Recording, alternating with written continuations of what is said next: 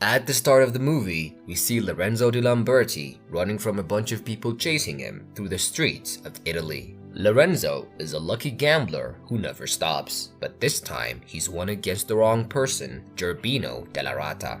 The men that chase Lorenzo are Gerbino's men. After a long chase, they corner him, but being the excellent and brave swordsman that he is, Lorenzo fights them off and insults Gerbino, then runs away. Lorenzo has a crush on Pompanea Anastasi, the richest girl in town, and he goes there just after he escapes Gerbino's men to place flowers under Pompanea's window. The next day, as Lorenzo makes his way through town, his friends come to him and tell him that Gerbino is waiting for him. They give him a horse and tell him to ride like the wind and leave for good. As Lorenzo leaves the town, he's being chased by Gerbino's men. Lorenzo meets a man on the streets hauling a dead body, and Lorenzo asks him where the road he's headed on leads. After much banter and being very evasive, the man tells him that the road leads to a convent for nuns and that the dead man he's carrying on his wheelbarrow used to work there. Lorenzo then asks how a man works in a convent as it is full of virgin nuns. The man tells him that the old man was deaf and dumb and that was why the nuns hired him as their gardener. Before he can finish talking to the man, Gerbino's men catch up to Lorenzo and he rides off. Lorenzo climbs on a tree and sends his horse along a narrow road so as to trick the men to follow the horse while he makes his escape. Lorenzo's trick works, but just as he's about to get down from the long tree, he trips on a branch and falls, knocking himself unconscious. Before he wakes up, two nuns find him and take him to the convent to take care of him. The nuns seem very curious and lustful, as they've never seen such a strong, beautiful man before. The two inquisitive nuns start kissing Lorenzo's body as he pretends to be asleep. While they continue to kiss him, the head nun comes in and Lorenzo wakes up. The two nuns tell her that he has not said a single word and that they think he might be deaf and dumb. The head nun asks if he could hear or speak, but Lorenzo remembers what the man told him and pretends as if he's unable to do either. The nuns are happy, saying that he is an angel from heaven. The head nun tells them to take him to a bath, and after the two nuns take him, they make love to him in his bath. Back in town, Pompanea's parents have died from the plague, and as she prays for them, Gerbino comes in and tells Pompanea that her father was in so much debt and that he has paid off the people her father owed.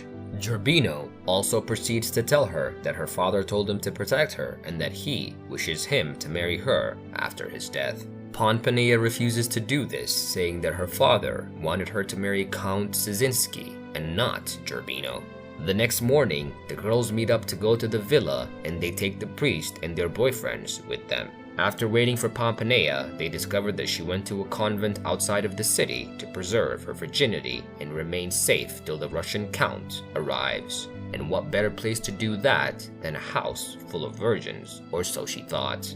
As the nuns prepare her clothes, she sees Lorenzo working in the yard at the convent, and the nuns tell her that he is deaf and dumb. Meanwhile, back in the city, Count Szynski arrives with an entourage carrying gifts for Pompanea and her parents. He's greeted in the castle by Gerbino, who tells him that he is her husband-to-be and that there must be some kind of confusion. After a very long and tense conversation, the Russian count leaves with his men on their way, but they are met by a messenger who gives him a letter and a map to where Pompanea is. Back at the convent, the girls can't get enough of Lorenzo. They take their turn making love to him, as they think he's an angel from heaven sent to pleasure them.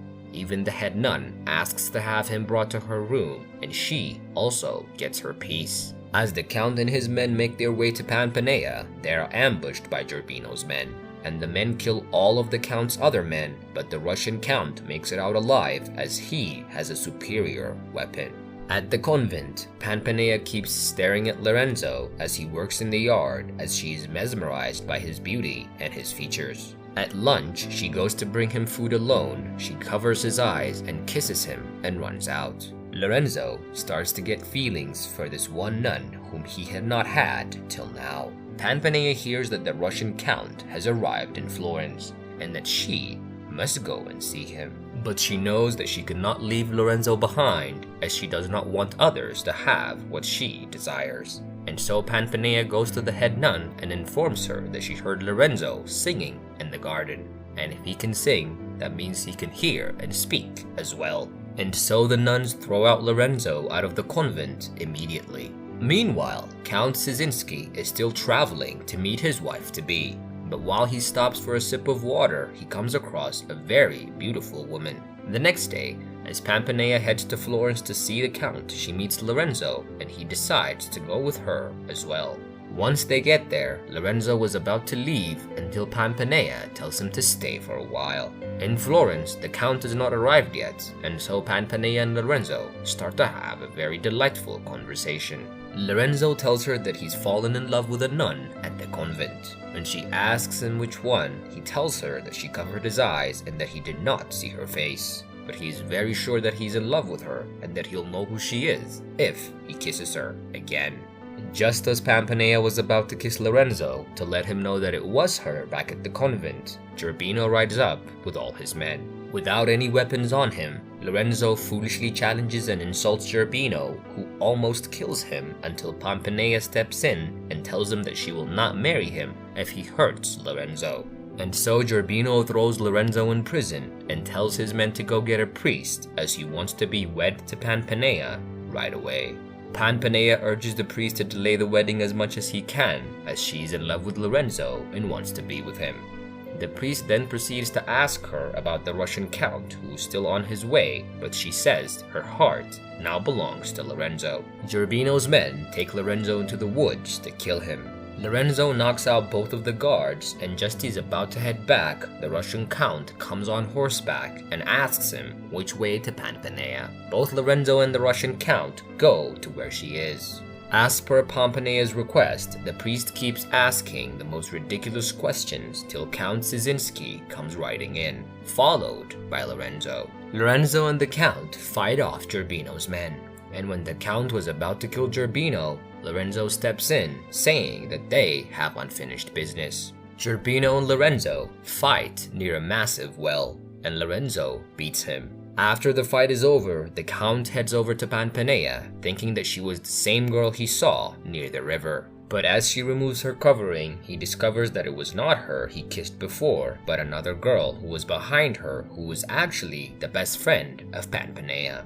Pampanea's friend and the Count kiss, and Pampanea goes to find Lorenzo, who was about to leave to find the girl in the convent. Pampanea stops him and tells him to close his eyes, and they kiss, and Lorenzo discovers that she is the one that he's in love with.